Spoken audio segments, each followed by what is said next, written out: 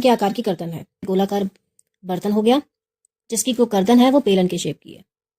ठीक है, अब ये कह रहा है कि जिसकी लंबाई 8 सेंटीमीटर है, यानी ये जो गर्दन है इस गर्दन की लंबाई दे रखी है 8 सेंटीमीटर।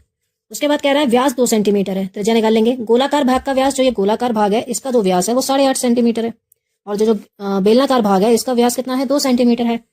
इसमें भरे जा सकने वाले पानी का आयतन ज्ञात करो, यानी इसमें आपका कितना पानी आएगा ये आपको बताना है। सबसे पहले हम क्या करेंगे कि यहां लिखेंगे बेलनाकार भाग की ऊंचाई आपको दे रखी है 8 सेंटीमीटर, और बेलनाकार भाग का व्यास कितना है, 2 सेंटीमीटर। आप उसकी त्रिज्या निकाल लीजिए, 2 को 2 से डिवाइड कर दीजिए, आंसर आ जाएगा 1 सेंटीमीटर। तो बेलनाकार भाग है उसकी जो त्रिज्या है वो 1 सेंटीमीटर है। अब जो गोलाकार भाग है उसका जो व्यास है वो है 8.5 सेंटीमीटर। अब हम इसकी त्रिज्या निकालेंगे, इसकी त्रिज्या को बड़ा मान लेंगे, कैपिटल आर से दिखा देंगे, तो वो आ जाएगा ये, पॉइंट आके 0 बढ़ा दिया, 5 चौक 20, 5 एकम 5, 3 बचे, 5 सत्ते 35, तो आंसर आ गया 17/4 सेंटीमीटर।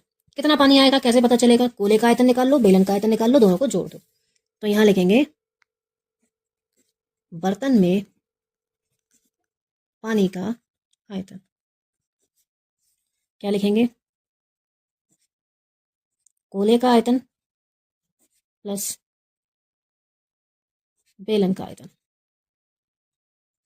गोले का आयतन क्या होता है, 4/3 पाई आर क्यूब, और बेलन का पाई आर स्क्वायर एच। दोनों की आर अलग है इसलिए एक को मैंने स्मॉल से दिखाया, एक को कैपिटल से। दोनों में से पाई कॉमन आ जाएगा, यहाँ बचेगा 4/3 पाई आर क्यूब, और यहाँ बचेगा आर स्क्वायर एच। अब पाई की वैल्यू मान लीजिए 22/7, 4/3, स्मॉल आर की वैल्यू है 1 प्लस कैपिटल आर की वैल्यू है 17/4 दो बार, और एच की वैल्यू है 8। ठीक है, 22/7, यहाँ तो ऊपर आ जाएगा 4, नीचे आ जाएगा 3, 4 1 जा 4, 4 2 जा 8, 17 17 जा हो जाएगा 289, 289 की 2 से मल्टीप्लाई कर लेंगे, 2 9 जा 18, 16 और 1 17, 1 5, यानी यहाँ मल्टीप्लाई करके आएगा 578/4। अब आप क्या करेंगे, इसको एलसीएम ले लीजिए, 4 3 जा 12, 4 4 जा 16, 3 की मल्टीप्लाई इससे कर लीजिए, 3 8 जा 24, 2 बचा, 21 और 2 23, 2 बचा, 15 और 2 17, 22/7 मल्टीप्लाई 16 और 6 और 4 10, यहाँ जाएगा 5, यहाँ 7 1, 1750/12, 2 6 12, 2 11, 2 3 जा 6, 2 8 जा 16, 2 7 जा 14, 2 5 जा 10। ठीक है, 7 5 12 और 8 20, ये 3 से तो कटेगा नहीं, 7 1 जा 7, 7 2 जा 14, 7 से कट जाएगा, 7 1 जा 7, 7 1 जा 7, 1 बचा, 7 2 जा 14, 3 बचा, 7 5 जा 35। आंसर आ गया 11 गुणा 125/3